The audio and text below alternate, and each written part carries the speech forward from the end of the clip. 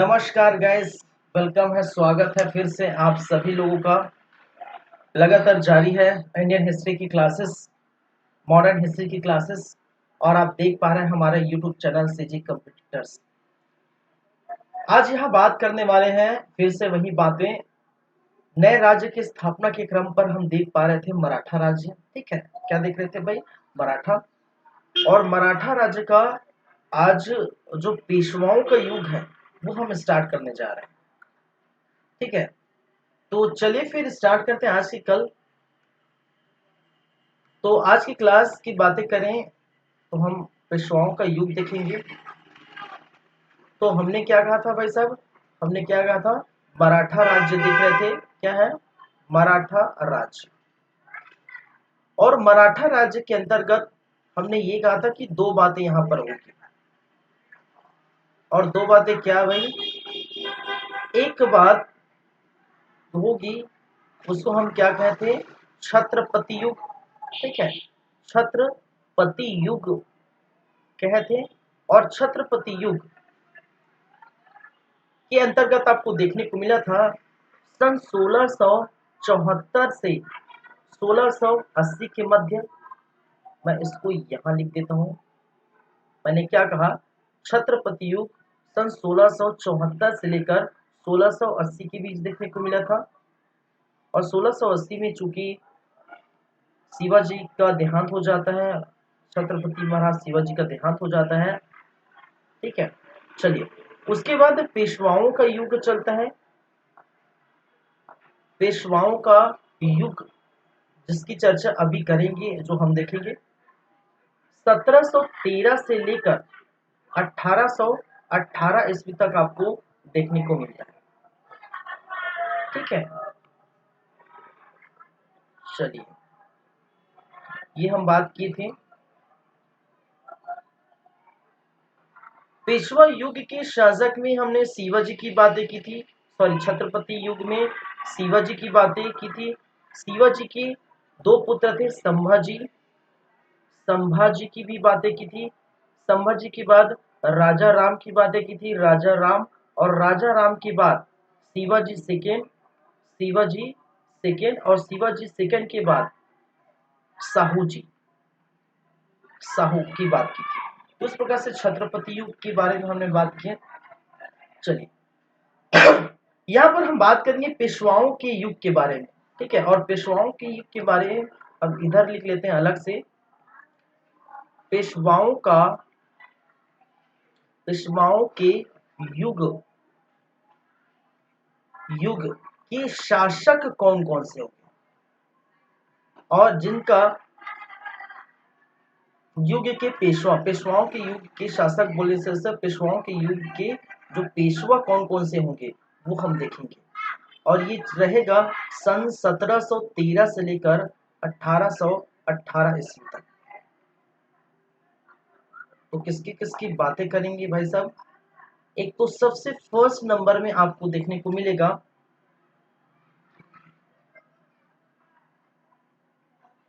बालाजी विश्वनाथ। बालाजी विश्वनाथ, जिनका समय काल सन 1713 से लेकर 1720 ईस्वी तक देखने को मिला। वहीं पर इनके बाद जो रहेंगे दूसरे नंबर पर, वो है दूसरे नंबर पर कौन रहेंगे भाई साहब? बाजीराव फर्स्ट। कौन रहेंगे? बाजीराव फर्स्ट, जिनका समय काल सन 1720 से लेकर 1740 तक देखने को मिलता है। वहीं पर थर्ड नंबर में बात करें तो थर्ड नंबर में बालाजी बाजीराव, बालाजी बाजीराव। और बालाजी बाजीराव का जो समय है, पेशवा का जो समय है 1740 से लेकर 1761 ईस्वी तक आपको देखने को मिलता है। वहीं पर हम बात करें तो माधव राव के बारे में। और माधव राव सन 1761 से लेकर 1772 ईस्वी तक देखने को मिला। ठीक है, इसको जैसा चल रहा है वैसे चलने दीजिए। इसको मैं इस प्रकार से कर देता हूं। मैंने क्या कहा? माधव राव और माधवराव का समय काल सन 1761 से लेकर 1772 ईस्वी। उसके बाद जो आएंगे वो कौन है भाई? नारायण राव। नारायण राव, और जिनका पेशवा का समय काल 1772 से लेकर 73। ठीक है, वहीं पर हम बात करेंगे छठे नंबर की, तो छठे नंबर पर जो है माधवराव। ठीक है, माधव नारायण राव, माधव नारायण राव, जिनका समय काल 74 सन 1774 से लेकर 1795। ठीक है, 1795। उसके बाद सातवें नंबर की बात करें तो बाजीराव सेकंड, और बाजीराव सेकंड का समय काल सन 1796 से लेकर 1818 तक चलता है। इसका मतलब अंतिम पेशवा कौन होंगे भाई साहब? अंतिम पेशवा कौन होगा? वो होगा बाजीराव सेकंड। तो जैसा कि मैंने कहा छत्रपति युग देख चुके हैं, शिवाजी के बारे में हमने बात कर चुके हैं, संभाजी के बारे में बात हो चुकी है, राजा राम के बारे में बात हो चुकी है, शिवाजी सेकंड के बारे में बात हो चुकी है, और साहू के बारे में भी बात हो चुकी है। तो ये छत्रपति वाला जो पोर्शन है वो खत्म हो जाता है। अब पेशवाओं वाला पोर्शन हम देखेंगे। ठीक है, और जिसमें से सबसे फर्स्ट बालाजी विश्वनाथ की हम सबसे प्रथम बात करेंगे, सबसे पहले ही बात करेंगे। चलिए, शायद मैं थोड़ा सा किया हूँ बालाजी विश्वनाथ के बारे में, रैंडमली बताया था, लेकिन देख लेते हैं। सबसे फर्स्ट है, कौन है भाई साहब?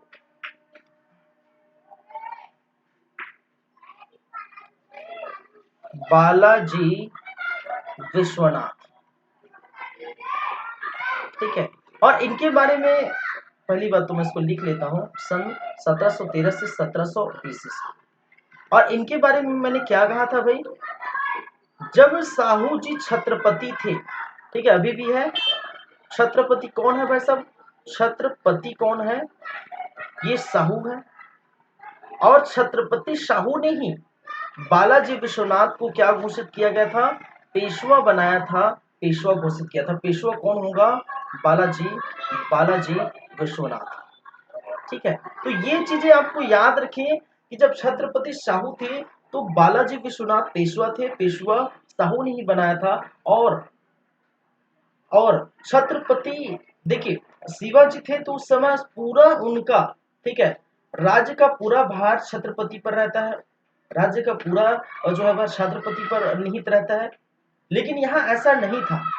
जैसे ही पेशवा बना, बाजीराव पेशवा बना, इनका पूरा, कहने का मतलब राज्य का पूरा अधिकार लगभग किनके मुट्ठी में था?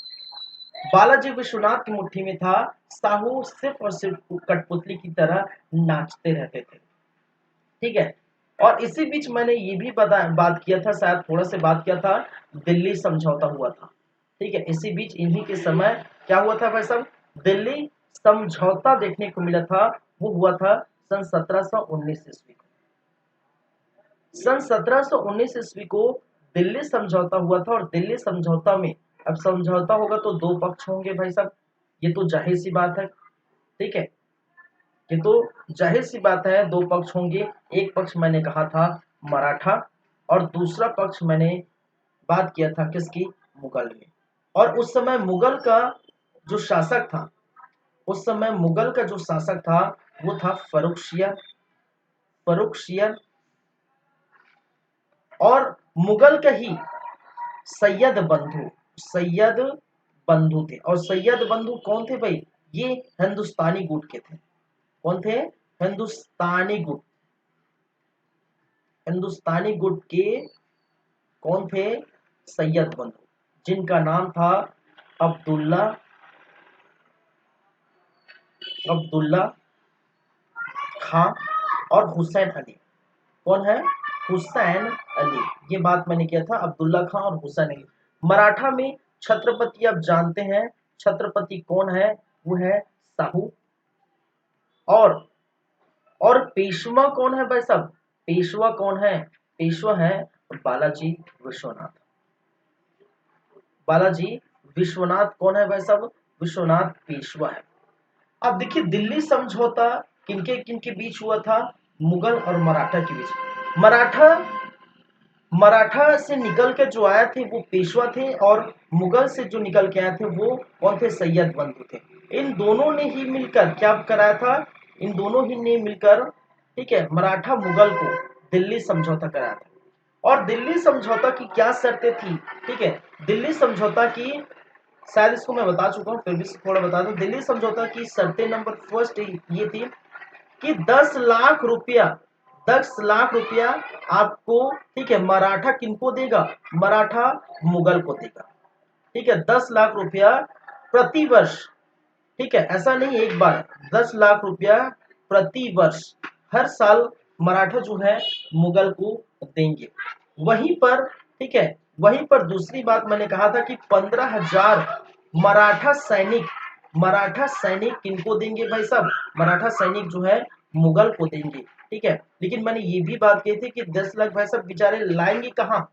क्योंकि जिस क्षेत्र में मराठा रहते थे उस क्षेत्र में एग्रीकल्चर का नामो निशान नहीं था, कृषि नहीं थे, कुछ भी उत्पादन नहीं था। और वो स्थिति ऐसी थी इस समय कि वो कृषि पर ही बेस्ड था। वो समय, वो स्थिति जो है कृषि पर ही बेस्ड था। ठीक है, अभी तो चलो कहीं नौकरी कर ले, कहीं फैक्ट्री में चले जाए, कहीं कुछ भी कर ले, ठीक है, लेकिन उस समय कृषि एग्रीकल्चर पर ही क्या है डिपेंड रहता था। अन्य जैसे अवध देख लो, जैसे बंगाल देख लो, ये भरपूर जो है मात्रा में उत्पादन देखने को मिलता, लेकिन यहाँ मिलता नहीं था। तो तो पैसा कहाँ से लाएंगे? तो इसके बदले मराठों को क्या दिया गया मुगल द्वारा कि दक्षिण भारत के स्थान पर वो क्या कर सकते हैं? चौथ ले सकते हैं और सरदेश मुखी ले सकते हैं। सरदेश मुखी और चौथ ले सकते हैं। चौथ 1/4, सरदेश मुखी 1/10 ले सकते हैं। ठीक है, जिससे वो 10 लाख रुपए प्रति वर्ष वो देंगे। ये बातें कही गई थी इसमें दिल्ली समझौते में। ठीक है, दिल्ली समझौते में ये बातें कही गई थी।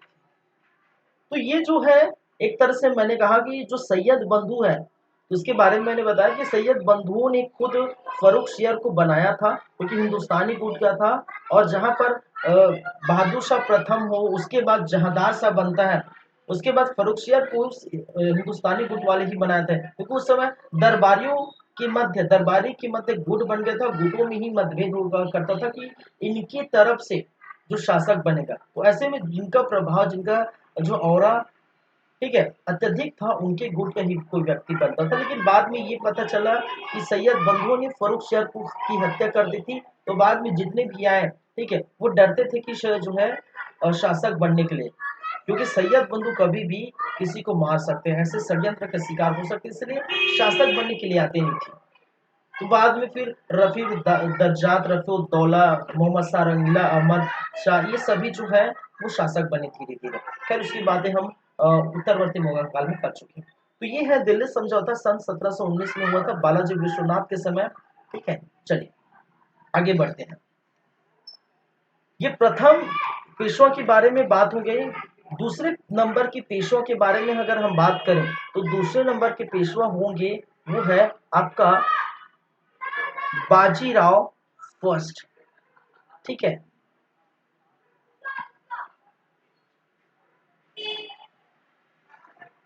बाजीराव फर्स्ट। और बाजीराव फर्स्ट का जो समय काल है सन 1720 से लेकर सन 1740 ईस्वी तक आपको देखने को मिलेगा। बाजीराव फर्स्ट का जो पेशवा बनने का समय काल है वो यही है। इनके बारे में कुछ फैक्ट्स पॉइंट लिख लेते हैं, फिर कुछ भी कॉन्सेप्ट आएगा वो हम बात करेंगे, क्योंकि अभी बाजीराव फर्स्ट के समय एक महत्वपूर्ण घटना जो घटेगी, ठीक है, वो भी हम देखेंगे। चलिए,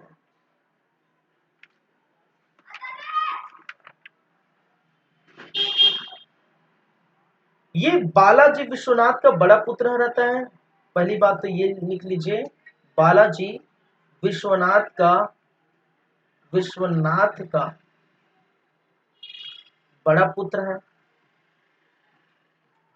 दूसरी बात, देखिए मराठा जो राज्य है इस समय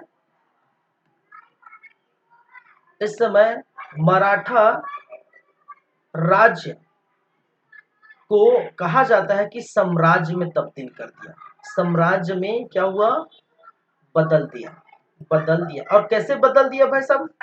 कैसे बदल दिया? बदलने का मतलब है कि जो छोटे जो है मराठा एक राज्य था, सीमित था। बाजीराव प्रथम ने हर वो क्षेत्र, लगभग हर वो क्षेत्र जीत कर सभी क्षेत्रों को मराठा के अंतर्गत को क्या कर लिया और रख लिया। ठीक है, चलिए, इसको मराठा साम्राज्य का संस्थापक कहा जाता है। मराठा साम्राज्य का क्या कहा जाता है? संस्थापक माना जाता है, संस्थापक कहा जाता है। और जैसे ये मराठा राज्य का संस्थापक माना जाता है और इनका सबसे प्रमुख प्रमुख जो जो युद्ध नीति है, युद्ध नीति, वो शिवाजी की युद्ध नीति को अपनाया था। और वो युद्ध नीति क्या है भाई? वो युद्ध नीति छापामार या गुरिल्ला, छापामार या गुरिल्ला जो है युद्ध नीति इन्होंने, जैसे मैंने बताया कि शिवाजी ने अपनाया था, उसी प्रकार यहाँ भी उन्होंने खूब प्रयोग किया। तो बालाजी विश्वनाथ बड़ा पुत्र था। ठीक है, बालाजी विश्वनाथ का बड़ा पुत्र था। मराठा राज्य को साम्राज्य में तब्दील करने में सबसे बड़ा हाथ है। मराठा राज्य के संस्थापक, साम्राज्य का संस्थापक माना जाता है। प्रमुख जो है युद्ध नीति के अंतर्गत यहाँ पर देखने को मिला। कुछ इन्होंने अभियान किया था। देखिए, इनके अगर अभियान की बात की जाए, इनके अभियान की बात की जाए तो इन्होंने पहली बातें ये मोहम्मद शाह रंगीला को हराया था। मुगल मुगल बादशाह बादशाह मोहम्मद शाह रंगीला, मोहम्मद शाह क्या है? रंगीला। और मोहम्मद शाह रंगीला कब के भाई? परवर्ती, उत्तरवर्ती। तो पहले तो आप जानते हैं बहादुर शाह फर्स्ट बनते हैं। बहादुर शाह फर्स्ट के बाद जहांदार शाह बनते हैं। जहांदार शाह के बाद फर्रुखशियार बनता है। फर्रुखशियार के बाद रफीक दुर्जात बनता है। रफीक दुर्जात के बाद रफीक दौला बनता है। रफीक दौला के बाद मोहम्मद शाह रंगीला बनता है। उसके बाद अहमद शाह बनते हैं। ये चीजें आप जो है याद रख लीजिए। ठीक है, क्रम आपको याद होनी चाहिए। ठीक है, तो ये मुगल बादशाह मोहम्मद शाह रंगीला और इनके ही समय, मैंने बताया था उत्तरवर्ती मुगल काल जब पढ़ाया तो इनके ही समय, खैर औरंगजेब के बाद से, उनके मृत्यु के बाद से मुगलों का पतन तो स्टार्ट हो चुका था, लेकिन बहुत जल्दी तेज गति से मुगलों का जो पतन स्टार्ट हुआ वो किनके जो है समय था? वो मोहम्मद शाह रंगीला के समय था, जहां पर आपको नादिर शाह का हमला देखने को मिला था इसी समय। ठीक है, ईरान के नादिर शाह का हमला भी मोहम्मद शाह रंगीला के समय देखने को मिला था। अफगान के जो है अब्दुल्ला अहमद खान अब्दाली, अहमद खान अब्दाली का भी यहाँ पर हमला देखने को मिला था। हालांकि इनके बाद, रंगीला के बाद जो अहमद शाह बनते हैं, तो अहमद शाह अब्दाली का आक्रमण उनके समय और अत्यधिक होता है। उनके समय तो एक ही बार हुआ। तो ये ऐसी स्थिति थी मोहम्मद शाह रंगीला की। तो मोहम्मद शाह रंगीला कमजोर शासक था और इसी का फायदा यहाँ पर क्या है? बाजीराव फर्स्ट उठाते हैं। तो मोहम्मद जो है मुगल बादशाह मोहम्मद शाह रंगीला को क्या किया गया? रंगीला को पराजित किया गया था, पराजित किया था। ठीक है, ये भी आपको याद रखनी है। तो इतना बड़ा जो मुगल साम्राज्य का जो शासक को पराजित कर दिया और समर्पण करने के लिए उसको विवश कर दिया। हैदराबाद के निजाम से भी युद्ध लड़े थे। हैदराबाद के निजाम, निजाम कहने का मतलब है निजाम उल मुल्क, उल मुल्क। हैदराबाद के निजाम उल मुल्क, इनसे भी क्या करे थे? उल मुल्क से दो युद्ध लड़े थे और दोनों युद्ध में ये क्या करते? विजय प्राप्त किए। दो युद्ध क्या करते? लड़े थे और दोनों युद्ध में क्या किए थे भाई साहब? विजय प्राप्त किए थे। एक युद्ध जिसको हम बोलते हैं पाल खेड़ का युद्ध। ठीक है, पाल खेड़ का युद्ध। और पाल खेड़ के युद्ध में सन 1723, ठीक है, इस समय देखने को मिला था। और दूसरा भोपाल का युद्ध, भोपाल का युद्ध। और भोपाल का युद्ध जो हुआ था सन 1737, ये भी मोहम्मद शाह रंगीला को सन 1737 में ही समर्पण करने के लिए विवश कर दिया था। ये भी आपको याद रखिए, सन 1737 से 38 के बीच। और दोनों युद्ध दोनों युद्ध बाजीराव फर्स्ट जीते थे। दोनों युद्धों में दोनों युद्धों में बाजीराव फर्स्ट को विजयी प्राप्त हुई थी। ठीक है, विजयी प्राप्त हुई थी भाई साहब। ठीक है, तो ये चीजें आपको क्या करनी है, याद रखनी है। ठीक है, चलिए, तो ये दो पेशवाओं के बारे में हम देख लिए। एक पेशवा बालाजी विश्वनाथ, दूसरा पेशवा बाजीराव फर्स्ट। ठीक है, थर्ड नंबर पे हम बात करेंगे बालाजी बाजीराव। थर्ड नंबर की पेशवा में हम बात करेंगे बालाजी बाजीराव। और बालाजी बाजीराव का जो समय काल रहेगा, पेशवा का समय काल रहेगा 1740 से लेकर 1761। इस समय बालाजी बाजीराव के समय भारतीय इतिहास का एक सबसे महत्वपूर्ण युद्ध देखने को मिलता है। और ये महत्वपूर्ण युद्ध कौन सा है भाई, और वो है पानीपत का तृतीय युद्ध, जो होता है 1761 में। और पानीपत के तृतीय युद्ध जो है इतना भयंकर था, इतना बहुत ज्यादा भयंकर था कि यहाँ से मराठों की पतन स्टार्ट हो जाती है। और यहाँ से ये पता चल जाता है कि भारत में मुगलों के बाद जो पतन होगा वो मराठा को होगा। ठीक है, और मुगलों का जगह मराठा न लेंगे। ठीक है, मुगलों का जगह मराठा नहीं लेंगे, ऐसी भारत में चर्चा हो गई थी। ठीक है, चलिए वो बातें हम बाद में करेंगे, पहले हम देख लेते हैं बालाजी विश्वनाथ के कुछ फैक्ट्स पॉइंट्स उनके बारे में, वो हम देख लेते हैं, फिर देखेंगे आगे। चलिए आगे हम बात करें तो ये नाना साहब, याद रखिए नाना साहब के नाम से फेमस हुआ था। नाना साहब के नाम से क्या हुआ था भाई साहब, प्रसिद्ध हुआ था। ये बालाजी बाजीराव क्या हुआ था, नाना साहब के नाम से प्रसिद्ध हुआ था। चलिए पहली बात इनकी। दूसरी बात, इनके समय देखिए, इनके समय मराठा साम्राज्य, पहली बात तो देखिए, इसके पहले मैंने बताया था कि जो बाजीराव फर्स्ट के समय जो मराठा साम्राज्य में तब्दील हो गया था, मराठा साम्राज्य में तब्दील हो गया था, एक राज्य साम्राज्य में बन गया था, एक बहुत बड़ा भूभाग बन गया था बाजीराव फर्स्ट के समय। और जैसे ही बालाजी बाजीराव आते हैं, इसके समय मराठा साम्राज्य एक बड़े भूभाग का क्या कर लेते हैं, एक बड़े भूभाग का विस्तार कर लेते हैं। ठीक है, मराठा साम्राज्य एक बड़े भूभाग का विस्तार कर लेता है। और यहाँ पर क्योंकि इन्होंने गुजरात को जीता है, समझेगा, इन्होंने गुजरात को जीता है, इन्होंने मालवा पर भी विजय प्राप्त की थी। ठीक है, इन्होंने बुंदेलखंड के शासकों को भी हराया है,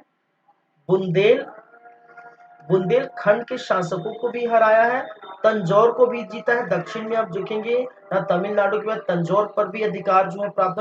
तो इतने सारे स्थान थे। ठीक है, तो आपको देखने को मिलेगा कि साम्राज्य का विस्तार पूरे अच्छे ढंग से बड़े भूभाग में देखने को मिला। ठीक है, चलिए साथ ही साथ बंगाल के नवाब को भी हराया था। बंगाल के नवाब, ठीक है, बंगाल के नवाब से इन्होंने उड़ीसा को जो है छीन लिया था, उड़ीसा को ले लिया था, हम जानते हैं। ठीक है, उड़ीसा को क्या कर लिया था भाई साहब, ये ले लिया था, तो उड़ीसा भी इनके अंदर आ गया था। ठीक है, साथ ही साथ एक चीज और सबसे महत्वपूर्ण चीज आपको याद रखनी है, उड़ीसा के साथ साथ, ठीक है, पंजाब के क्षेत्र को भी इनके हाथों आड़े ले लिया था। और पंजाब में जो गवर्नर बन के बैठा था, पंजाब में जो गवर्नर बन के बैठा था वो था तैमूर शाह। और तैमूर शाह याद रखिए जो है अहमद शाह अब्दाली के जो है पुत्र है। अहमद शाह अब्दाली के पुत्र है, अब्दाली। और याद रखिए अब्दाली के क्या है भाई साहब, अहमद शाह अब्दाली के पुत्र है। और याद रखिए ये जो पंजाब के क्षेत्र पर मराठों का आधिपत्य हो गया था, इसी कारण से जो पानीपत का तृतीय युद्ध का कारण जो बनता है वो यही है। ठीक है, तो मोहम्मद शाह अब्दाली का क्या था भाई साहब, ये पुत्र है। कौन? तैमूर शाह। ठीक है, तो इनको हटाकर यहाँ पर पंजाब पर भी मराठों का राज्य हो गया, मराठे की जो है राज्य देखने को मिला था। ठीक है,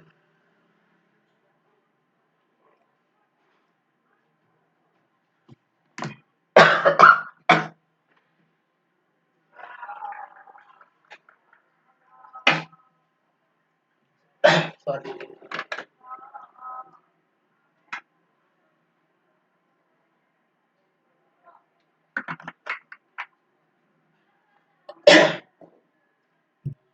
अब देखिए आगे बात करते हैं। तो मैं इसलिए क्यों कह रहा हूँ भाई साहब कि ये जो है बड़े भूभाग पर जो है मराठा साम्राज्य का विस्तार हो गया, क्योंकि गुजरात, मालवा, बुंदेलखंड, तंजौर जो है बंगाल के नवाब से उड़ीसा का, याद रखिए बंगाल बहुत बड़ा जो है भूभाग था। बंगाल मुगलों का प्रांत था, बाद में जो है नवाबों के जो है आड़े लिया गया, नवाब अपने जो है आड़े लिया गया, कहने का मतलब सूबेदार जब बनाया गया था तो उन्होंने अपने जो पक्ष में एक नए राज्य के स्थापना क्रम में हम बंगाल देखे थे। और बंगाल के अंदर उड़ीसा भी आता था, झारखंड भी आता था, आपके जो है असम का भाग भी आता था। ठीक है, पश्चिम बंगाल आता था, ढाका आता था, बांग्लादेश आता था, बहुत सारे क्षेत्र आते थे, उनमें से एक उड़ीसा था। तो उड़ीसा को भी इन्होंने क्या किया था, मराठा राज्य में क्या किया, वापस लाया, कहने का मतलब मराठा राज्य में शामिल किया। तो उड़ीसा, पंजाब, तंजौर, बुंदेलखंड, मालवा, गुजरात, ये सभी क्षेत्र, ठीक है, ये मराठों के अंतर्गत आ गया था। चलिए, इसी समय आपको देखने को मिलेगा सन 1748 में। ठीक है, सन 1748 और 1748 में साहू की मृत्यु हो जाती है। साहू की मृत्यु। और साहू कौन है भाई साहब? अरे बन के बैठा था, छत्रपति था, छत्रपति, अंतिम छत्रपति। याद रखिए, साहू अब देखे थे संभाजी का पुत्र था, याद आ रहा है, अंतिम छत्रपति, अंतिम छत्रपति। तो संभाजी का क्या था भाई साहब, पुत्र था। इसी समय देखिए, जब से चला आ रहा है बालाजी विश्वनाथ हो, बालाजी जो है ये बाजीराव फर्स्ट हो या बालाजी बाजीराव हो, इसके समय से जो है साहू जी थे ही। ऐसा नहीं कि साहू जी को हटा दिया गया था, जो भी है, साहू जी छत्रपति के रूप में थे ही। लेकिन पेशवाओं का युग चढ़ था, कहने का मतलब पेशवाओं का जो है, ठीक है, उनकी स्थिति मजबूत थी, उनकी हर बातें जो है एक पत्थर की लकीर थी, समझ रहे ना।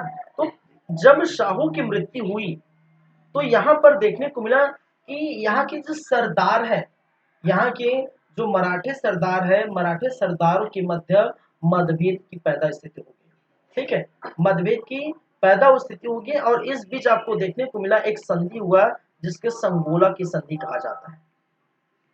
संगोला की संधि। और संगोला की संधि में एक तरफ आप देखने को मिलेगा, क्या है, संगोला की संधि किसके किसके बीच हुई भाई?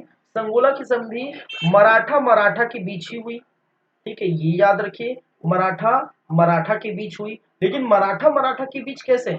ये मराठा के पेशवा, पेशवा और मराठा के छत्रपति के बीच हुई। छत्रपति, मराठा के पेशवा और मराठा के छत्रपति के बीच। और पेशवा इस समय कौन है? इस समय है बालाजी बाजीराव। इस समय कौन है भाई साहब? बालाजी बाजीराव। कौन है? बालाजी बाजीराव पेशवा है। लेकिन छत्रपति की मृत्यु हो चुकी है, साहू जी, साहू की मृत्यु हो चुकी है सन 1748 में। और ये जो है, ये जो संगोला का संधि सन 1750 में हुआ था, ये भी याद रखिए। तो सन 1750 में हुआ था, तो छत्रपति के रूप में बैठेगा कौन, कौन करेगा संधि?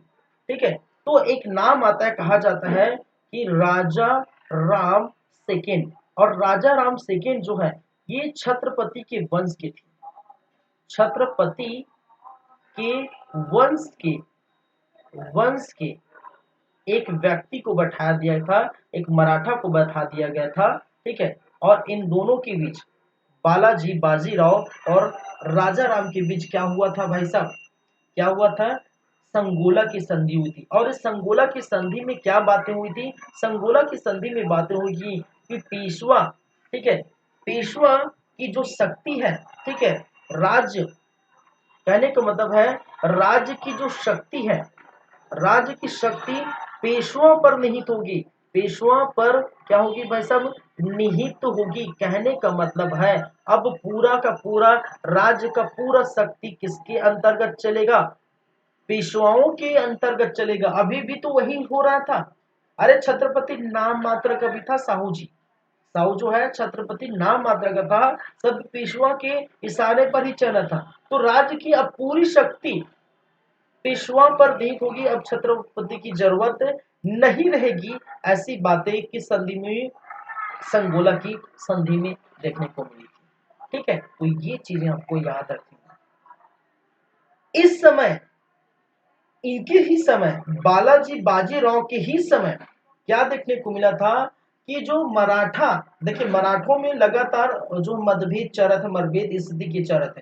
तो मराठा के जो अलग अलग क्षेत्र हैं, चाहे वो हम बात करें पूना का क्षेत्र है, नागपुर का क्षेत्र है, इंदौर का क्षेत्र है, बड़ौद का क्षेत्र है, अलग अलग क्षेत्र में जो अलग अलग जो वर्ग के लोग रहते हैं, हालांकि वो मराठा है, ठीक है, मराठों में भी जो है आप देखते हैं पेशवा आता है, पेशवा भोसले आता है, मराठों में देशमुख आता है, होलकर आता है, पवार आता है, सिंधिया आता है। तो अपने अपने जो वर्ग है, ठीक है, मराठों में अपने अपने वर्ग को चुनकर अपने अपने स्थान को बांट दिए थे। कहने का मतलब एक छोटे छोटे नवीन जो है एक राज्य का उदय हो चुका था, छोटे छोटे नवीन जो है स्थान का उदय हो चुका था, केंद्र के स्थान पर, जिसको मराठा संघ के नाम से जाना जाता है। मराठा संघ का अस्तित्व देखने को मिला। जैसे कि मैं बात कहूं, इनके समय आपको क्या देखने को मिलेगा, मराठा संघ का अस्तित्व देखने को मिलेगा। ठीक है, मराठा संघ।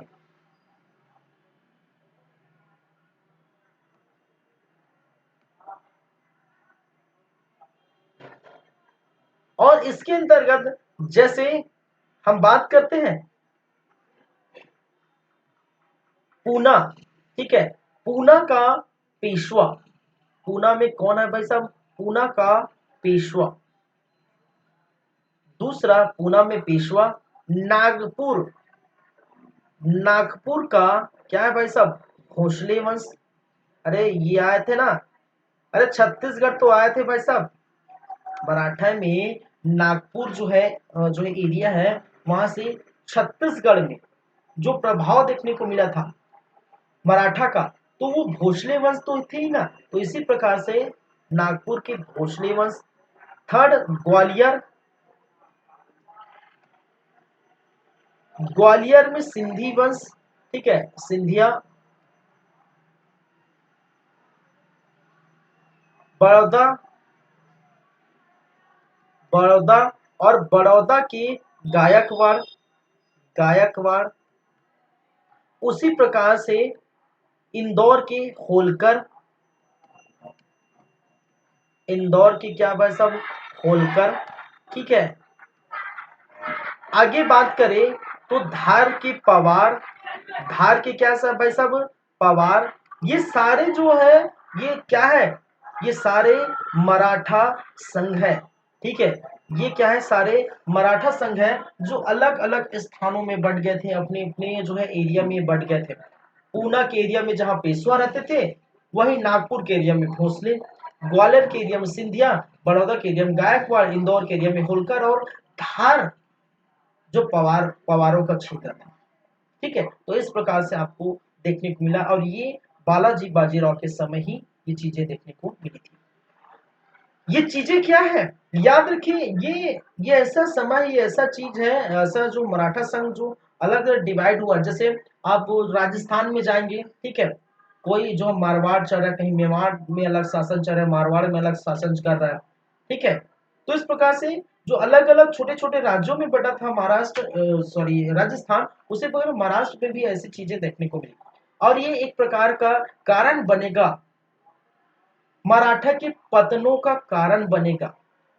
मराठा अपने आप जो है सरदारों में, अपने जो मराठा सरदार है अपने आप में लड़ने मरने को जो है भिड़ जाते हैं और जिसका पूरा फायदा अंग्रेज उठाते हैं। याद रखिए इतिहास में इतने इतिहासकार आए, सबने सबने यही कहा था कि मुगल के पतन तो औरंगजेब के बाद हो गया था, होने स्टार्ट हो चुका था। तो मुगल के जो स्थान है, मुगल का जो स्थान है वो कौन लेगा? वो बेसिकली लेगा तो वो मराठा ही लेंगे, क्योंकि दक्षिण में चाहे या उत्तर में जितना मुगल करते थे, जितना मुगल अधिकार करते थे, मुगल का क्षेत्र था, वैसे ही जो है मराठों ने भी क्षेत्र जीते थे।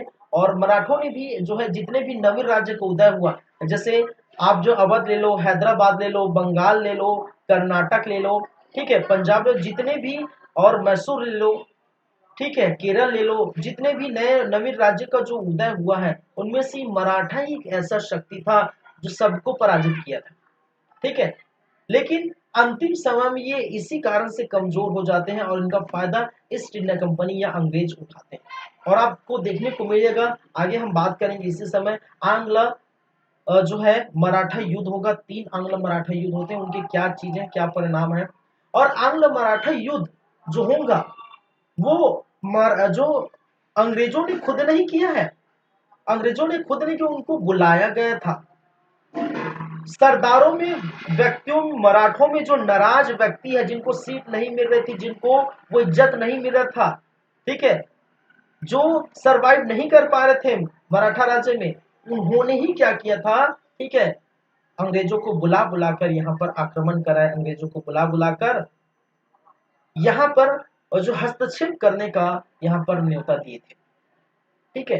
तो जो मराठा है, याद रखिए, बहुत शक्तिशाली जो है राज्य उभर के आया था। लेकिन ठीक है ना, बोलते हैं ना, घर का भेदी लंका ढाए, यहाँ भी ऐसा कुछ देखने को मिलेगा, आने वाले समय में भी बात करेंगे। चलिए,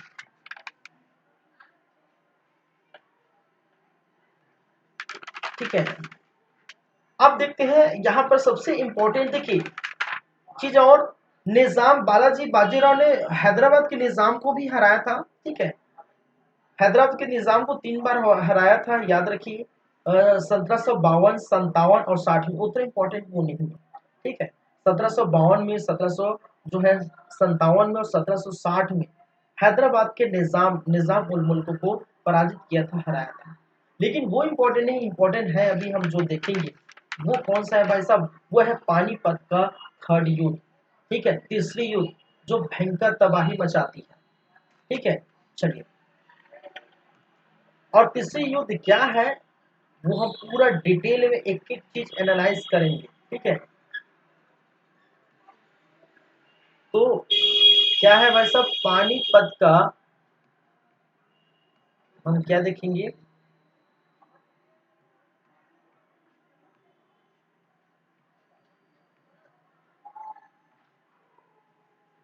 पानीपत का तृतीय या थर्ड युद्ध। और पानीपत का तृतीय युद्ध जो हुआ था वो हुआ था कब? 14 जनवरी, फरवरी नहीं भाई, वैलेंटाइन डे नहीं, वैलेंटाइन डे की बात नहीं कर रहा हूँ, 14 जनवरी सन 1761, 61।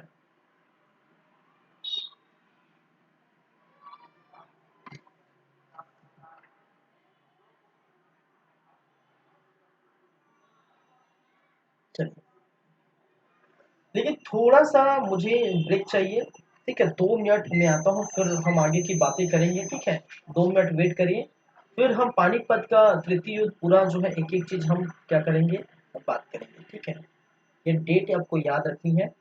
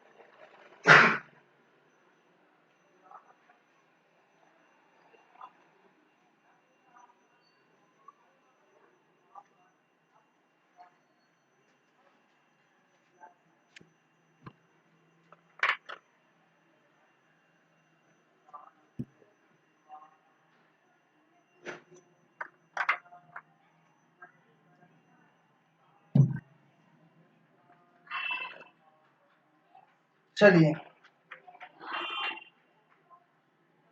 नमस्कार, फिर से वेलकम है, फिर से स्वागत है ब्रेक के बाद।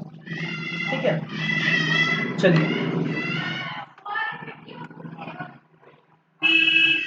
तो यहाँ पर हम बात करेंगे पानीपत का तृतीय युद्ध जो है 14 जनवरी सन 1761 में हुआ था।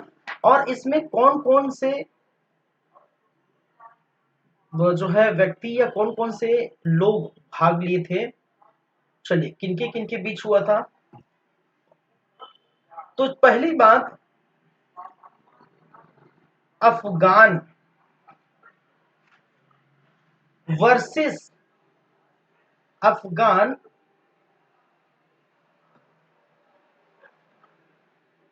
अफगान वर्सेस कौन है भाई साहब, मराठा। ये जो किनके किनके बीच हुआ था, अफगान वर्सेस मराठा।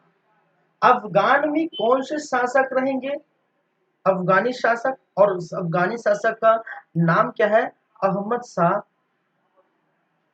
अहमद शाह अब्दाली, अहमद शाह अब्दाली। और मराठे में जो रहेंगे वो कौन रहेंगे भाई साहब, पेशवा। और पेशवा इस समय कौन है, बालाजी बाजीराव, बालाजी बाजीराव। और बालाजी बाजीराव युद्ध में नहीं जाएंगे, ठीक है, क्योंकि युद्ध में जाएंगे कौन, क्योंकि यहां से इस मराठा से नेतृत्व दो व्यक्ति ने किया था। इस पेशवा बालाजी बाजीराव का पुत्र, इस पेशवा बालाजी बाजीराव का पुत्र विश्वासराव, विश्वास विश्वास राव।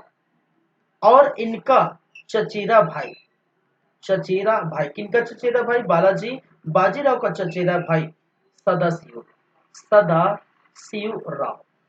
ठीक है, सदाशिव राव। दोनों ने क्या किया था भाई साहब, याद रखिए, दोनों क्या किए थे, युद्ध का नेतृत्व, युद्ध का नेतृत्व किसने किया था, इन दोनों जो है व्यक्ति ने। ठीक है, विश्वास राव जो बालाजी और बाजीराव के पुत्र हैं, और उनके चचेरे भाई सदस्य राव, ये दोनों ने क्या किया था, इस युद्ध का नेतृत्व किया था। चलिए, अहमद शाह अब्दाली की तरफ से कौन कौन थे ये भी याद रख लीजिए, फिर उसके बाद हम डिटेल में हम बात करेंगे पहले किनके किनके बीच हुआ था। इनका जो साथ देने वाले बहुत सारे व्यक्ति रहेंगे। एक तो सुजाउद्दौला, सुजाउद्दौला। और सुजाउद्दौला जैसे मैं बोलूँ तो आप समझ जाना चाहिए, मैंने जो है अवध पढ़ा दिया है, अवध का नवाब, अवध का नवाब। ठीक है, सुजाउद्दौला। फिर साथ ही साथ भारतीय में और बहुत सारे लोग हैं, जैसे जैसे तजीबुद्दौला, तजीबुद्दौला, रुहेला, रुहेला। जैसे कि दुलती, दुलती खां। जैसे कि सौदा खां, सादुल्लाह, सादुल्लाह खां। और जैसे कि हाफिज रहमत खां। ये सारे जो लोग हैं वो अफगान शासक अहमद शाह अब्दाली का साथ दिए थे। पेशवा का साथ कोई नहीं दिया था, क्यों नहीं दिया था, ठीक है, ये भी कारण हम जानेंगे बाद में। पहले हम युद्ध को पूरा देख लेते हैं, युद्ध कैसे हुआ, क्यों हुआ। तो युद्ध का कारण पहले जान लेंगे। पहले तो किनके किनके बीच हुआ वो आप समझ गए, जो है अफगान और मराठों के बीच। अब समझते हैं युद्ध का कारण क्या था। तो भैया बिना कारण के कोई किसी को नहीं मार देगा, मारते हो क्या किसी को, अरे मार देते हो क्या भाई, किसी को गाली दे देते हो क्या, नहीं देते हो। जब तक कारण नहीं होगा तो कुछ नहीं करेंगे, जाहिर सी बात है। तो कारण को तो जानना पड़ेगा। तो युद्ध का कारण अगर हम जाने, युद्ध का कारण क्या था, तो शुरू से स्टार्ट करते हैं। ठीक है, शुरू से शुरू करते हैं युद्ध का कारण। ठीक है, कहने का मतलब है, देखिए समझिए मेरी बातों को। ये है भारत, हमारा प्यारा भारत महान। और यहां पर आपको देखने को मिलेगा। ये जो दिल्ली आगरा के स्थान पर, दिल्ली आगरा के स्थान पर कौन है भाई साहब? अरे कौन रहेगा? मुगल ही रहेंगे। दिल्ली आगरा, दिल्ली आगरा के स्थान पर कौन है? मुगल है। और मुगल साम्राज्य है, और मुगल साम्राज्य में शासक कौन है? किसके समय की बात कर रहा हूं मैं? समय की बात कर रहा हूं 1748 के आसपास। ठीक है, मोहम्मद शाह रंगीला, मोहम्मद शाह रंगीला, रंगीले मिजाज का व्यक्ति। ठीक है, रंगीले मिजाज का व्यक्ति मोहम्मद शाह रंगीला क्या था? यहाँ का शासक। मैं किस समय की बात कर रहा हूँ? मैं कर रहा हूँ 1748 के आसपास की बात। ठीक है, अभी 1761 में है, अभी पानीपत का तृतीय युद्ध कब हो रहा है? 61 की बात होगी। लेकिन फिलहाल मैं जस्ट पीछे थोड़ा जा रहा हूँ, क्योंकि कारण यहीं से निकल के आएंगे। इस तरफ पाकिस्तान है। ठीक है, ये जो एरिया पाकिस्तान का है भाई साहब, इधर इधर अफगानिस्तान का है। ठीक है, और यहाँ एक अफगान शासक है। ठीक है, अफगानिस्तान में अफगान शासक, और अफगान शासक जिसका नाम है मोहम्मद, मोहम्मद शाह, मोहम्मद शाह, सॉरी, अहमद शाह, अहमद शाह अब्दाली, अब्दाली, अहमद शाह अब्दाली। याद रखिए, अहमद शाह अब्दाली भारत में, भारत में क्या हुआ था? 7 बार हमला किया था, और सबसे फर्स्ट बार, पहली बार, फर्स्ट बार जो हमला किया ये रंगीला के ही समय किया था। ठीक है, रंगीला के ही समय किया था। बाद में अहमद शाह आते हैं। याद रखिए, अहमद शाह और अहमद शाह अब्दाली दोनों अलग है। अहमद शाह एक मुगल बादशाह है जो रंगीला के बाद बनते हैं। मोहम्मद शाह रंगीला के बाद जो मुगल बादशाह बनते हैं वो है अहमद शाह है। लेकिन अहमद शाह अब्दाली अफगान शासक है। अब्दाली शब्द जोड़ दिया, इसका मतलब वो अफगान शासक है, याद रखिए।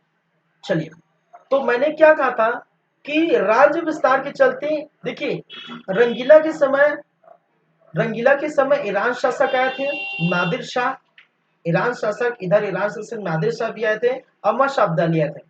तो अहमद शाह अब्दाली ने क्या किया था? जो पंजाब के क्षेत्र है, याद रखिए, जो पंजाब के क्षेत्र है, उस पंजाब के क्षेत्र पर अहमद शाह अब्दाली ने आक्रमण कर दिया था। सन 1748 के आसपास आक्रमण करके इस पंजाब के क्षेत्र में अपने पुत्र, अपने राजकुमार, ठीक है, उनके पुत्र, उनके राजकुमार, उनका क्या नाम है भाई साहब?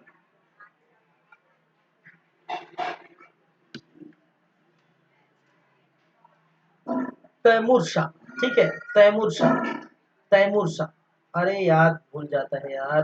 ठीक है, उनके जो पुत्र है तैमूर शाह को क्या किया था? पंजाब का एज गवर्नर बैठा दिया था, बना दिया था। कहां पर? पंजाब पर।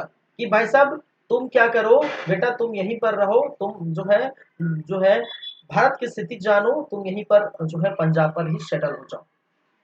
यहां पर मोहम्मद शाह रंगीला भी कुछ नहीं करेगा। याद रखिए, रंगीला क्यों नहीं कुछ करेगा? अरे भाई साहब, जब कोई व्यक्ति बाहर से आकर बैठेगा तो ये कुछ ना तो करना चाहिए, लेकिन नहीं करेगा। क्योंकि ये रंगीला रंगीन मिजाज का व्यक्ति था, उसको सिर्फ पीने के लिए फुर्सत नहीं था। ठीक है, युद्ध चाहे भी हो, मैं एक बार बताया भी था कि नादिर शाह, ठीक है, जब इराक शासक नादिर शाह जब भारत पर हमला करते हैं, ठीक है, भारत पर हमला करते हैं नादिर शाह, तब मोहम्मद शाह रंगीला टून होके पड़ा रहता था कि अभी तो वो पहुंचा ही नहीं है, अभी तो आया ही नहीं है। तो वहां पर जब आया ही नहीं तो हम पी पा के भी पड़े रहते हैं, मौज करते हैं, जब आएगा तो देखा जाएगा। तो इस प्रकार का व्यक्ति था रंगीला, जो रंगीन मिजाज का व्यक्ति था। और ये भी आपको याद रखनी है कि मोहम्मद शाह रंगीला के ही समय मुगल का सर्वाधिक अत्यधिक तेजी से, बहुत तेजी से ही क्या हुआ? पतन हुआ। पतन तो खैर औरंगजेब की मृत्यु के बाद ही स्टार्ट हो गया था, लेकिन मोहम्मद शाह रंगीला जब आए तो वो बहुत तेजी से पतन देखने को मिला था। उसके बाद वो जो है मुगल पूरी तरह से जो है पतन की ओर चले ही गए थे। ठीक है, तो यहां तक चलो ठीक है। अभी तो पंजाब में क्या हाल है भाई साहब? तैमूर शाह जो है, मैं यहाँ लिख देता हूँ, यहाँ भी स्पेस चाहिए, ठीक है, यहाँ भी स्पेस चाहिए। मैंने क्या कहा, पंजाब में कौन है, ये तैमूर शाह है, तैमूर शाह, ठीक है, यहाँ पर अपना जो शासन व्यवस्था संभाल रहे हैं। अब चलिए तैमूर शाह, अब इधर कौन है, इस तरफ अभी किसकी बात करूंगा, अब बात करूंगा मैं 1761 की। जितने अभी चला था, पिछला चला था 1748 की बात, ये क्या है भाई साहब, ये मराठा है। अब बात करूंगा, ये क्या है, मराठा है। अब बात करूंगा कब, 1761 के आसपास, ठीक है। इस समय क्या होगा, मराठा क्या चाहेगी, मराठा चाहेगी कि वो अपने राज्य का विस्तार करे, और राज्य का विस्तार वो भली भांति से ये करते थे, ठीक है। मराठा जो है राज्य, मराठा साम्राज्य में जो है क्या हो जाता है भाई साहब, मराठा साम्राज्य में तब्दील हो जाता है, हमने बात की थी, ठीक है, बालाजी बाजीराव के समय, ठीक है, मराठा साम्राज्य में तब्दील हो जाता है। ये क्या हो गया, मराठा साम्राज्य। तो ये दक्षिण को भी और उत्तर की ओर, दोनों ओर क्या करेगा, ये अपने साम्राज्य का विस्तार और चाहेगा। संतुष्टि नहीं है भाई साहब में, अरे संतुष्टि नाम की चीज होती है, ना मुगल में थी, ना अंग्रेज में होगी अभी आएगा तो, और ना ही मराठा में थी। तो संतुष्टि नाम की चीज नहीं थी, जितना जीत ले जो भी है। लेकिन इन्होंने इन्होंने छेड़ दिया, किनको छेड़ दिया भाई साहब, अफगान शासक के पुत्र को छेड़ दिया। मराठा मराठों ने क्या किया था कि पंजाब पर हमला कर दिया था, और पंजाब पर हमला करके तैमूर शाह को पद से हटा दिया था, और हटाकर अपना मराठा का प्रतिनिधित्व पंजाब में रख दिया था, ठीक है, मराठा का प्रतिनिधित्व पंजाब में जो है बैठा दिया था। अब इससे भाई साहब नाराज, मेरे पुत्र का तो जॉब गया, अहमद साहब दाली इससे नाराज हो गए, अरे मेरे पुत्र का तो जॉब गया, उनका बिजनेस ठप हो गया, पंजाब में जो सेवा दे रहे थे, पंजाब में वो रह रहे थे, पंजाब से उसको बर्खास्त कर दिया। तो जब अहमद शाह अब्दाली नाराज हुए, तो अहमद शाह अब्दाली ने बहुत सारी रणनीति अपनाई, ठीक है, बहुत सारी चीजें की, और भारत के बहुत सारे व्यक्तियों को, लोगों को भी क्या किया था, ठीक है, क्या किया था, और जो है अपने पक्ष में रख लिया था, ठीक है। चलिए अब देखिए, ये दोनों, ये कारण समझ लिए, युद्ध का कारण समझ लिए, ठीक है। अब युद्ध होगा कहां पर, पानीपत के मैदान में, ठीक है, ये क्या है, पानीपत का मैदान, ठीक है। और पानीपत का मैदान कहां पर, अरे हरियाणा दिल्ली के पास भाई। इधर से अफगान शासक आएंगे, और इधर से आपको देखने को मिलेगा मराठा शासक आएंगे, ठीक है। याद रखिए, यहां पर मराठा पूरी तरह से हो जाते हैं पराजित, ठीक है, मराठा पूरी तरह से हो जाते हैं क्या भाई साहब, पराजित, और पराजित हो जाते हैं। और इस युद्ध का, याद रखिए, इस युद्ध का टेलीकास्ट हो रहा था टीवी में, हम देखते ना, अरे आज मैच है भाई, India versus New Zealand, first T20, ठीक है, सीरीज, वनडे तो भाई साहब जीत लिए 3-0 से, ठीक है, वनडे तो जीत लिए 3-0 से, ठीक है। तो आज जो है, आज 27 तारीख है, 27 जनवरी है, 26 जनवरी कब मनाया अच्छे से मस्त, ठीक है। तो आज 27 तारीख है, और आज फर्स्ट T20 है, इंडिया वर्सेस न्यूजीलैंड, और उसका टेलीकास्ट होगा, टीवी में होता है। और उसी प्रकार पानीपत के युद्ध का क्या हो रहा था, टेलीकास्ट हो रहा था, युद्ध का आंखों देखा हाल, पानी युद्ध का आंखों देखा हाल, और आंखों देखा हाल टेलीकास्ट कौन कर रहा था भाई साहब, पूरी तरह से बैठ कर देख रहा था एक व्यक्ति, कहा जाता है काशी राम पंडित का नाम लिया जाता है, कि इस युद्ध को, ठीक है, अपने आंखों से पूरा देखा है कि क्या क्या चल रहा है, कौन किसको मार रहा है, कौन किसके तरफ है, ठीक है, कब क्या हुआ, जो भी पूरी घटना, पूरा घटना का पूरा टेलीकास्ट इनके जो है, ठीक है, ये देख रहे थे भाई। हम टेलीकास्ट कहाँ से देखते हैं, टीवी में देखते हैं, हॉटस्टार में देखेंगे अभी, इंडिया वर्सेस न्यूजीलैंड का फर्स्ट T20 मैच अभी कहाँ देखेंगे, हॉटस्टार में देखेंगे, सब्सक्राइब ले लिया हूं मैं। चलिए ठीक है। तो ये जो है टेलीकास्ट कर रहे थे भाई साहब काशीराम पंडित। चलिए, काशीराम पंडित पूरा देखे उन्होंने, ठीक है। अब ये बताया, किसको बताया, ये सारी टेलीकास्ट किसको बताएंगे भाई साहब, अरे राजा को बताएंगे मराठा की तरफ से और गए कौन है, विश्वास राव गए हैं, चचेरे भाई सदस्य गए हैं, बालाजी बाजीराव को बताएंगे पूरा टेलीकास्ट, क्या बताएंगे, बालाजी बाजीराव, बाजीराव को पूरा जो है ये बताएंगे। और बताते क्या है, उन्होंने कुछ कुछ जो है शब्द बोले हैं, जैसे कि मैं यहाँ बता दूं, उन्होंने कहा बालाजी बाजीराव को कि बालाजी साहब हम तो, ठीक है, हमने क्या किया, हमने दो हीरे, समझेगा बातों को, दो हीरे क्या किए, खो दिए, दो हीरे खो दिए, 27 स्वर्ण, 27 स्वर्ण मुद्रा, ठीक है, नष्ट हो गए, नष्ट हो गए। और जो है चांदी, चांदी एवं जो है तांबे का, तांबे की गणना नहीं की जा सकती, गणना नहीं की जा सकती, ठीक है। ये पूरी बातें कांसीराम पंडित ने बताया। और इससे क्या समझते हैं आप, अरे इससे क्या समझते हैं भाई, अरे दो हीरो हमने खो दिए, दो हीरे खो दिए, अरे दो हीरे कौन है, अरे भाई साहब दो हीरे विश्वनाथ, विश्वास राव और सदाशिव राव।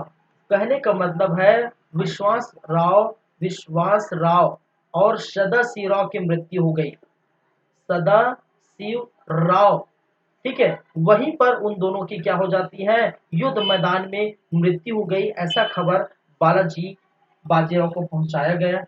साथ ही साथ ये जो दूसरा स्टेटमेंट है कि 27 स्वर्ण नष्ट हो गए, तो 27 जो मेन मेन सिपाही है, मेन मेन जो है सेनापति है, मेन मेन उनके जो सिपाही है, वो 27 लगभग जो है उन्होंने खो दिए। साथ ही साथ चांदी और तांबे की जो गणना नहीं की जा सकती, मतलब जो जो सिपाही एकदम छोटे छोटे होते हैं ना, ठीक है, एकदम जो है नीचे लेवल के सिपाही जो युद्ध में एकदम पूरी तरह से ताकत लगा के लड़ जाते हैं, उनकी हम गणना नहीं कर सकते, इतनी जो है भयंकर तरीके से क्या हुआ, तबाही मची, ठीक है, इतनी भयंकर तरह से तबाही मची है। बालाजी बाजीराव को जब ये सुनते हैं, ठीक है भाई साहब, खाना पीना छोड़ देते हैं, रूम में बेडरूम में जाके बैठे रहते हैं, बस किसी से बातें बातें नहीं करते, कुछ भी नहीं करते। और शोक में, इस युद्ध में इनके पुत्र भी चले गए, इनके चचेरे भाई भी चले गए, इस शोक में, इस शोक में इनकी, बालाजी बाजीराव की क्या हो जाती है, मृत्यु हो जाती है, ठीक है। किसके शोक में, इस युद्ध में इनके पुत्र और इनके जो चचेरे भाई हैं, इनकी जब मृत्यु हुई तो इनके जो है शोक में इनकी मृत्यु हो जाती है। और ये याद रखिए, ये टेलीकास्ट देखने वाले काशीराम पंडित हैं, जो बालाजी बाजीराव को जाकर हूबहू जैसा देखा है वैसे बताया, ठीक है। और काशीराम पंडित ने जो बताया मैं आपको बता रहा हूँ, कहने का मतलब जो लिखा है वो मैं आपको बता रहा हूँ, बुक में जो लिखा है वही मैं आपको बता रहा हूँ। चलिए, तो यहाँ पर पानीपत के युद्ध में हम क्या करें देख लिए, ठीक है, हमने देख लिए पानीपत के युद्ध का जो है जो है क्या देखिए, किनके किनके बीच हुआ, कारण की भी बातें हमने कर दी, ठीक है। परिणाम भी देख लिए, परिणाम क्या निकला, यहाँ पर युद्ध कौन जीत गया, ठीक है, अफगान जीत जाते हैं, मराठा हार जाते हैं। अब यहाँ पर हम देखने को मिलेगा हार के कारण, मराठे की हार के कारण, अगर हम बात करें मराठे के हार के, हार के कारण, तो इतिहासकारों ने बहुत सारे कारण बताए हैं, ठीक है। आपको थोड़ा हंसी आएगी अगर पहला कारण बताऊं तो, मुझे भी यार पहला कारण बताऊं तो हंसी आएगी, कि पहला कारण है ठंड, ठीक है। भाई साहब ठंड से हार गए, अरे ठंड क्यों भाई साहब, अरे क्यों, क्योंकि आप देख पा रहे हैं, आप देख पा रहे हैं कब है, डेट कब है, 14 जनवरी सन 1761, 14 जनवरी का टाइम है। और 14 जनवरी मतलब अभी तो फिर उतना, चलिए जनवरी में थोड़ा जो है अभी की स्थिति अगर बात करो तो आज 27 जनवरी है, तो अभी तो ठंड उतर नहीं है, ठीक है, क्योंकि चीजें बदल गई हैं, एनवायरमेंट चेंज हो चुका है, ठीक है, चीजें बदल गई। वो जब समय था बहुत पहले, तो उस समय तो वहाँ फरवरी मार्च तक भी ठंड होती थी, ठीक है। तो उस समय देखने को मिला और ये जो स्थान है वो दिल्ली, दिल्ली हरियाणा का स्थान है। अरे भाई हरियाणा के स्थान है, यही तो है आपका पानीपत। ठीक है, करनाल है, पानीपत है, ठीक है, ये सभी यही है। तो दिल्ली हरियाणा के आसपास है, वहां बहुत ज्यादा ठंड लगती है, आज भी अभी भी होगा। दिल्ली वाले समझते हैं इस बात को। ठीक है, तो ठंड भी बहुत अधिक होती है, गर्मी भी बहुत होती है। तो दिल्ली हरियाणा के पास बहुत ज्यादा ठंड था, और अपने इसको एज ए सुरक्षा नहीं माने थे। कहा जाता है कि मराठा इस चीज से परेशान नहीं थे कि ठंड वगैरह जो भी, या फिर जानते नहीं थे। लेकिन अहमद शाह अब्दाली पूरी जो है सभी चीज का ब्यौरा निकाल के, ठीक है, पूरा जो है मानसून, ठीक है, पूरा जो है जो चीजें का ब्यौरा निकाल के उन्होंने देखा कि भाई साहब ये ठंड वगैरह पड़ती है जो भी है, तो यहाँ पर हम पूरा जैकेट वैकेट पहन के जाते हैं। तो उन्होंने पूरा सीट वगैरह लगाया हुआ था, कहा जाता है पूरा जो है, ठीक है, सब चीज व्यवस्था किया था। इसका एक भी एक कारण है। तो ये हंसी आएगी जो भी है ये सुनकर, ठीक है, लेकिन इतिहासकारों ने ये माना है, पहली बात है। दूसरी बात ये है कि भाई साहब की जो चौथ और सरदेश मुखी है, सरदेश मुखी, ये जो कर है, टैक्स या जो कर लेते हैं चौथ या सरदेश मुखी, ये भी मराठे की हार का एक कारण बना था। और मराठा की हार का कारण क्यों बना था? चौथ और सरदेश मुखी। चौथ क्या था भाई साहब कि मराठा क्या करती थी कि आसपास के पड़ोसी के जितने भी राज्य है, पड़ोसी के जितने भी पड़ोस जो है कि जो राज्य है, उन पड़ोसी से चौथ लिया करते थे, ठीक है, कि उनके बदले में हम कभी भी उन पर हमला नहीं करेंगे। तो इनसे जो पड़ोसी राज्य है वो भी कहीं ना कहीं नाराज चलते थे कि भाई सब चौथ लेते थे, ठीक है, हमसे ये साले तुम जो है हमसे कर लेते हो, टैक्स लेते हो, और तुम बोलते हो कि तुम्हारी तरफ से लड़े।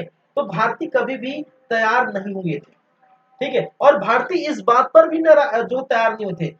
ये तो खैर फर्स्ट नंबर है। और दूसरे नंबर, तीसरे नंबर की बात करें तो भारतीय इस बात भी भारतीय जो जो शासक है, ये भारतीय जो बड़े लोग हैं, वो इस बात पर भी मराठा का साथ नहीं दिए थे। क्योंकि देखिए, अब्दाली का साथ बहुत सारे दिए थे। अब्दाली का साथ क्यों दिए थे? क्योंकि जानते थे कि अब्दाली बाहर के व्यक्ति है, अफगान का शासक है, ठीक है, और कहीं ना कहीं ये भाई साहब क्या करेगा, लूट मार कर चले जाएगा अपने स्थान, ठीक है, अफगान क्या चला जाएगा, लूट मारकर, लूट पाट कर, या कुछ समय रहकर अफगान चला जाएगा। लेकिन जब हम बात करें मराठे की, तो मराठा तो साम्राज्य का विस्तार कर रहा है। जब मराठे साम्राज्य का विस्तार करेगा तो अन्य राज्यों को तो मौका नहीं मिलेगा कि वो साम्राज्य का विस्तार कर सके, क्योंकि इनका अपने बड़े भूभाग में फैला चुका है।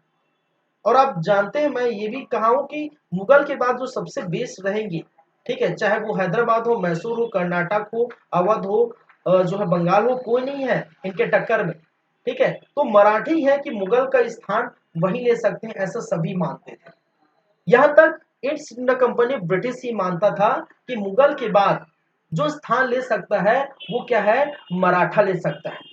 लेकिन मराठों की हार जब यहाँ पर देखने को मिली, तो अंग्रेज ने ये भी कहा था, ये भी मैं स्टेटमेंट यहाँ पर देख देता हूँ कि एक अंग्रेज जो है राइटर, अंग्रेज राइटर ने ये भी कहा था कि ये जो पानीपत का जो थर्ड युद्ध है, उस युद्ध का जो परिणाम ये डिसाइड नहीं करता कि भारत में अब शासक किसका रहेगा, लेकिन डिसाइड ये जरूर करेगा कि भारत में शासन किसका नहीं रहेगा।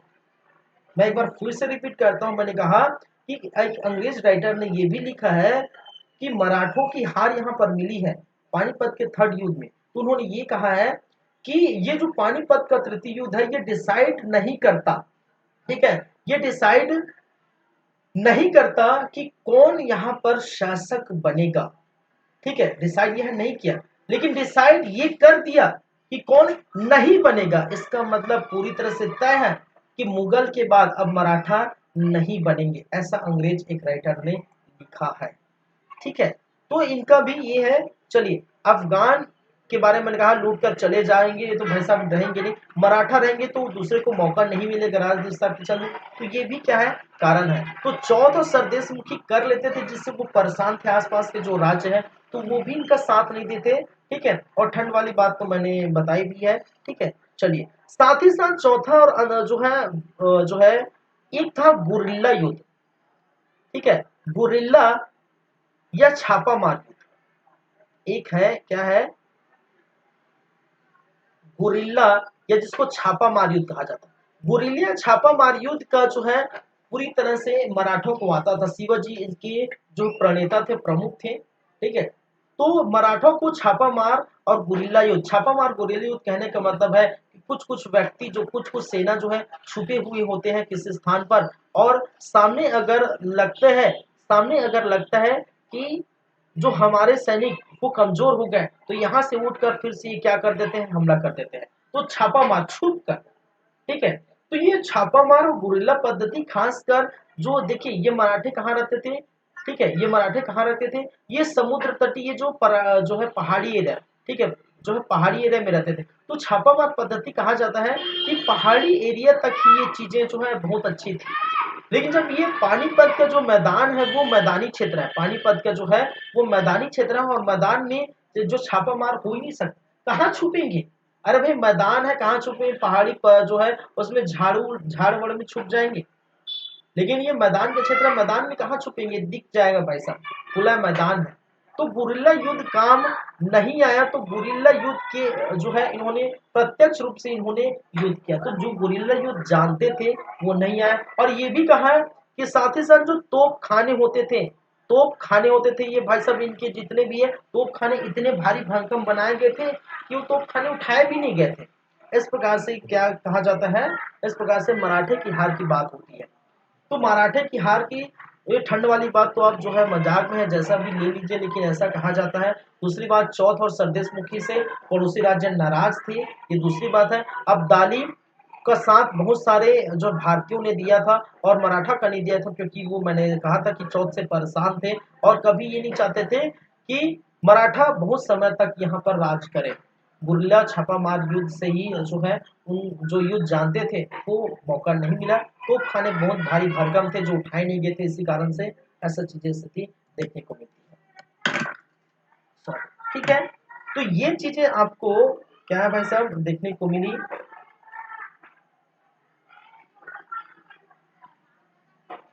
तो पानीपत का पूरा ब्यौरा, ठीक है, काशीराम पंडित ने